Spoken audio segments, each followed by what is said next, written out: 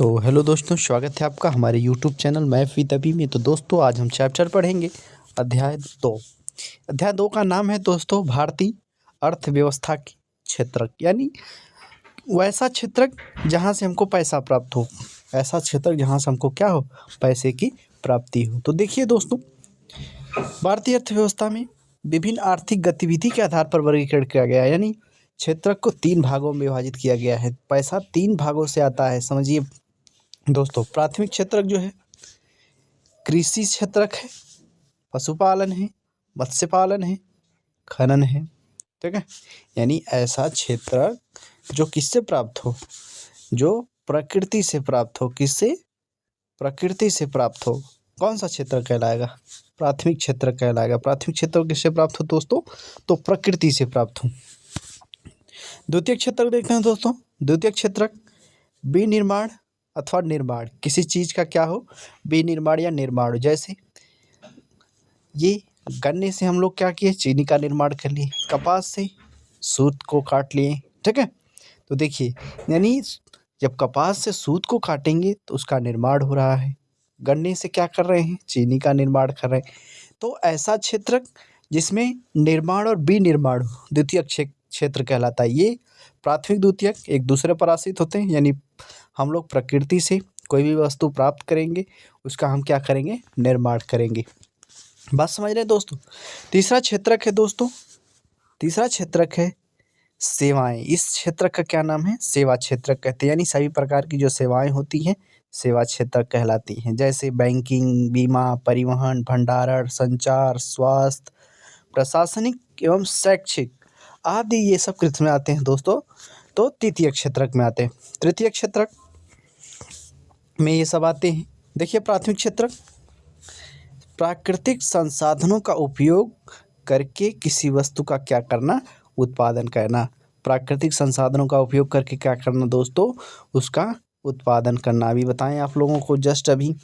देखिए, विनिर्माण क्षेत्रक क्या है? प्राकृतिक उत्पादों को विनिर्माण प्रणाली द्वारा अन्य उपयोगी उत्पादन के रूप में निर्मित करना, विनिर्माण क्षेत्रक। इसी विनिर्माण को क्या कहते हैं, द्वितीय क्षेत्रक कहते हैं। इसी को क्या कहते हैं दोस्तों? तो द्वितीय क्षेत्रक कहते हैं। बात समझिए आगे।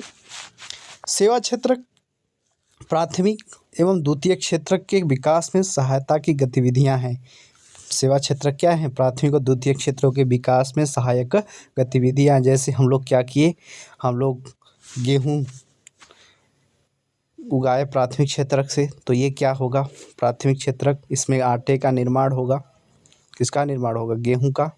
गेहूं से किसका निर्माण हुआ? तो गेहूं से आटा बना।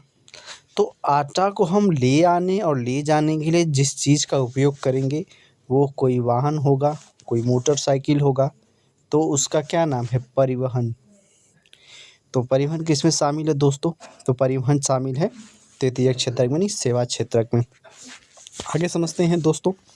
तो देखिए, देश के एक कार्य देश के एक वर्ष विशेष में उत्पादित सभी वस्तुओं सेवाओं के मौद्रिक मूल्य को सकल घरेलू कहलाता है, जीडीपी कहलाता है। यानी किसी देश में एक साल में उत्पादित वस्तु और सेवाओं के अंतिम मूल्य को क्या कहते हैं, जीडीपी कहते हैं। सकल घरेलू उत्पाद का संक्षिप्त रूप है जीडीपी, ग्रॉस डोमेस्टिक प्रोडक्ट, सकल घरेलू उत्पाद। बात समझ रहे हैं? आगे समझिए। कार्य करने में इच्छुक व्यक्तियों को प्रचलित मजदूरी की दर में कार्य न मिलना बेरोजगारी कहलाता है। कार्य करने के इच्छुक व्यक्तियों में प्रचलित मजदूरी दर में कार्यों को न मिलना बेरोजगारी कहलाता है। बात समझ रहे हैं? बेरोजगारी देखिए, ग्रामीण क्षेत्रों में, कृषि क्षेत्र में प्रच्छन्न बेरोजगारी की स्थिति। कैसी बेरोजगारी है? तो प्रच्छन्न बेरोजगारी है।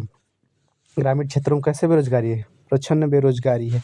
प्रच्छन्न बेरोजगारी को छिपी बेरोजगारी भी कहते हैं। इसको क्या कहते हैं? छिपी बेरोजगारी भी कहते हैं। जैसे कोई व्यक्ति है, खेत में कार्य कर रहा है। जैसे मान लीजिए कोई व्यक्ति, 10 व्यक्ति हैं परिवार में, खेत में कार्य कर रहे हैं, तो भी खेत में 2 ही क्विंटल गेहूँ पैदा हो रहा है, ठीक है। अगर 2 व्यक्ति बाहर चले गए किसी वक्त कारणवश या कहीं पे, तो उस साल भी 2 गेहूँ जो है 10 ही क्विंटल उगा है। गेहूँ कितना उगा है? 2 ही कुंटल उगा है।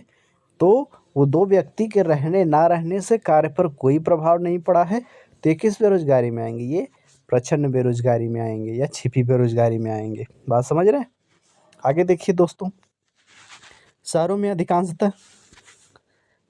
अधिकांशतः शिक्षित बेरोजगार है, यानी शिक्षा का अभाव है। शिक्षित तो हैं लेकिन उनको कार्य नहीं मिल रहा है। ठीक है, वो पढ़े लिखे हैं लेकिन उनको कार्य नहीं मिल रहा। जैसे वो छोटा कार्य वो करना नहीं चाहते, बड़ा कार्य उनको मिलता नहीं, इसलिए क्या है? बेरोजगार हैं। महात्मा गांधी राष्ट्रीय ग्रामीण रोजगार गारंटी अधिनियम 2005 में लागू हुआ था। कब लागू हुआ था दोस्तों? तो 2005 में लागू हुआ था। नियोजन के आधार पर क्षेत्रक का विभाजन। संगठित क्षेत्रक सरकार द्वारा पंजीकृत है, असंगठित क्षेत्रक सरकारी नियंत्रण से बाहर। जैसे मैं आपको बता दूं, सवेतन अवकाश, सेवानुदान, चिकित्सा लाभ, पेंशन संगठित क्षेत्रक के लाभ। यानी ऐसा क्षेत्रक, बात समझिए, संगठित क्षेत्रक ऐसा क्षेत्रक है जिसमें टाइम, सैलरी, अवकाश, टाइम, सैलरी, अवकाश क्या हो? ये फिक्स हो। कौन सा क्षेत्र कहलाएगा? टाइम, सैलरी, अवकाश फिक्स हो तो उस क्षेत्र को संगठित क्षेत्र कहते हैं। जैसे कोई सरकारी कर्मचारी है, उसका टाइम, सैलरी, अवकाश फिक्स है कि टाइम से 45,000 आ जाएगा उसका, तो क्या हो जाएगा दोस्तों? तो संगठित क्षेत्र में होगा। असंगठित क्षेत्र में इसमें टाइम, सैलरी, अवकाश ये फिक्स नहीं होता है। असंगठित में फिक्स नहीं होता है, असंगठित में नहीं होता है फिक्स, लेकिन संगठित में क्या होता है? फिक्स होता है। आगे देखिए, नियोजन के आधार पर क्षेत्रकों का विभाजन। नियोजन के आधार पर क्षेत्रकों का विभाजन। संगठित क्षेत्रक सरकार द्वारा पंजीकृत, असंगठित क्षेत्रक सरकारी नियंत्रण से बाहर। आगे समझते हैं दोस्तों, प्रमुख उपक्रम का स्वामित्व कौन है? रेलवे सार्वजनिक क्षेत्रक है, यानी सभी के लिए है ये। डाकघर सार्वजनिक क्षेत्रक है। टिस्को निजी क्षेत्रक है। टिस्को कौन सा क्षेत्रक है? निजी क्षेत्रक, यानी किसी व्यक्ति का पर्सनल है। रिलायंस इंडस्ट्रीज निजी क्षेत्रक है, ये किसी व्यक्ति का पर्सनल, ये मुकेश अंबानी का है।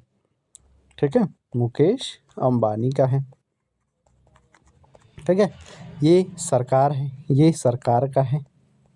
ये किसका है? सरकार का है, तो सार्वजनिक क्षेत्रक है। ये भी सरकार का है, तो ये भी सार्वजनिक क्षेत्रक में आता है। और ये देखिए टिस्को, ये निजी क्षेत्रक में आएगा, ये किसी व्यक्ति का है। ठीक है, किसी व्यक्ति का पर्सनल है तो निजी क्षेत्रक। आप समझ रहे हैं दोस्तों? तो दोस्तों ये चैप्टर भी हमारा समाप्त हो जाता है, जिस चैप्टर का नाम है क्षेत्रक। क्षेत्रक को आपको मैंने समझा दिया। ठीक है, चलिए तो मिलते हैं दोस्तों अगले चैप्टर में। अब इसमें से जो टॉपिक आपको नहीं समझ में आया वो आप हमसे पूछ सकते हैं, मैसेज कर सकते हैं। ठीक है।